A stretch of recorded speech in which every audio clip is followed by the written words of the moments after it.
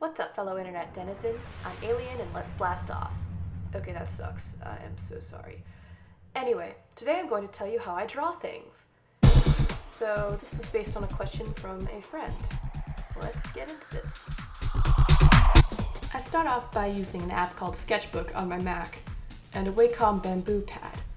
And I use a variety of brushes that are programmed into it, but I always start with a pencil. So I draw the base outlines in blue or cyan, one layer for the foreground and one for the background. I use cyan/blue as it's faint but noticeable. Next up, I switch to another layer and outline the base outline of the foreground in black. I switch to a pen as it is clearer for me. So I hide the foreground now, focusing on the background. I detail it a little first with some paint brushes before filling it in with a paint bucket.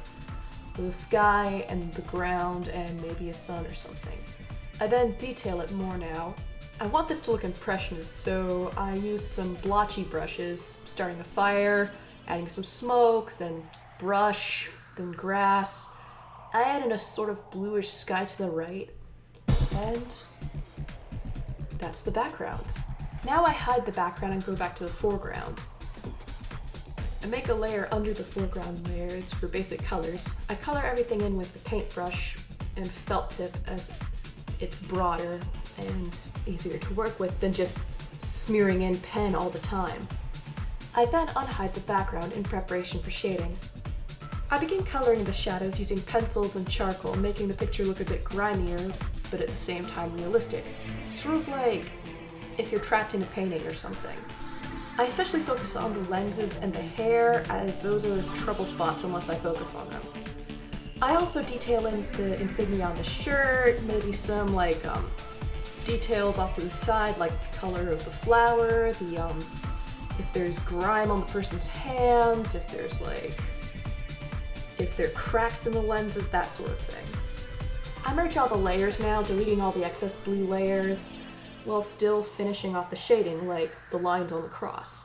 Now I finish it off using some blur and smear to the right to make it more surreal and uncertain. And I also use some sharpen in some places, especially on the flames, to make the flames stand out, and I use a glow effect around where the sun is. I'm trying to make the fire look sort of like if one of Van Gogh's paintings came alive. As I finish up, I look at the time and it's been an hour and a half, and my ADHD starts pestering me about other stuff that I could be doing, like languages and that sort of thing. But I try and keep that nagging feeling to the back of my brain as I finish.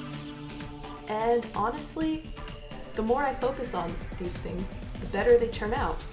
I think this is one of the better paintings that I've done. Anyway, this has been how I draw. I would especially like to thank my friend Vince for giving me the idea to do this. I know you didn't ask for a video, but here's a video anyway. Fuck you. Thank you for watching.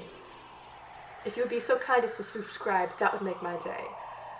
I know this channel doesn't get a lot of attention, but I don't care at this rate. This is just a side project. If you want to see anything like this, check out my Insta and my Twitter, where I post art like this sometimes.